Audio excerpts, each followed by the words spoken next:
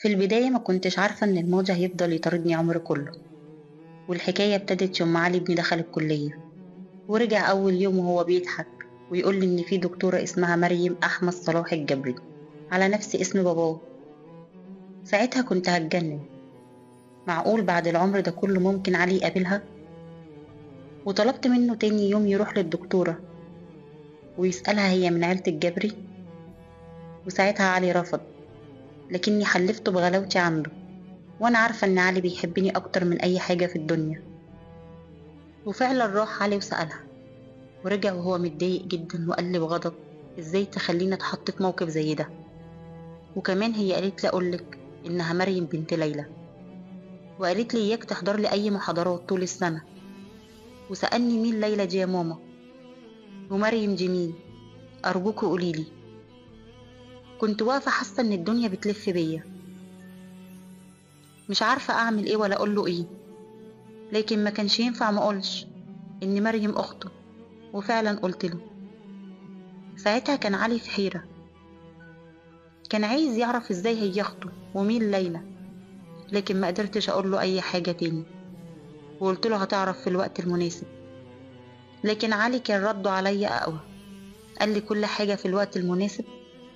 كل ما اسألك على بابا تقولي لي هتعرف في الوقت المناسب، ودلوقتي تطلع لي اخت وتقولي لي برضه في الوقت المناسب؟ امتى يا ماما الوقت المناسب؟ كنت مش عارفة ارد عليه، وقعت من طولي. ولما فقت كان علي خايف عليا، قال لي خلاص يا ماما مش عايز اعرف حاجة، المهم ما تزعليش. ساعتها كان صعبان عليا جدا، لكن ما قدرتش احكي له اي حاجة. ووقتها قلت له انه يبعد عن مريم وما يقربش منها خالص عشان ما يزعلنيش. رد عليا وقال لي خلاص يا ماما، انا مش هقرب منها تاني، المهم تبقي بخير.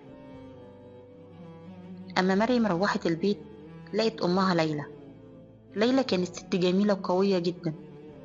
لقت مريم زعلانة، فضلت وراها لحد ما عرفت انها قابلت علي بن نشوة، واتنرفزت جدا وقالت لها اياكي تقربي منه تاني. كانت مريم في حيرة، لكن لازم تنفذ كلام امها ليلى.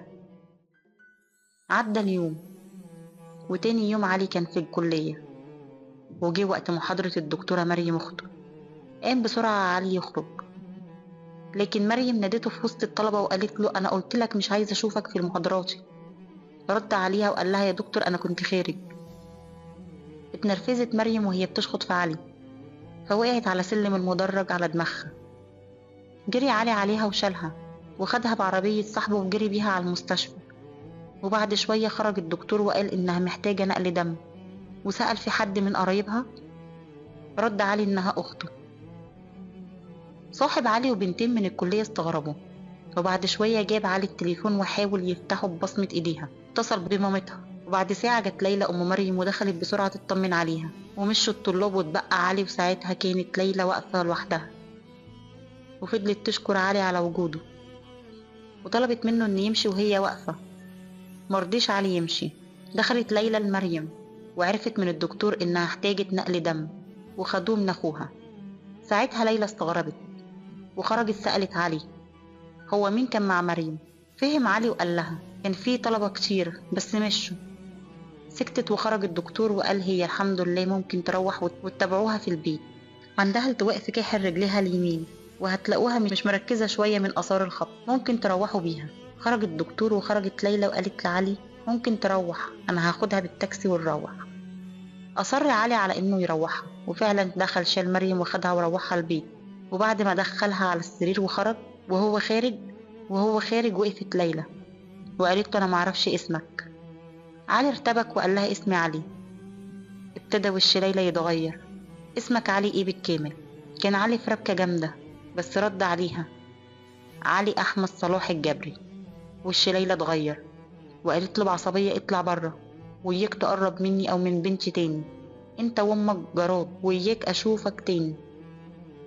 خرج علي يجري وهو متنرفز جدا.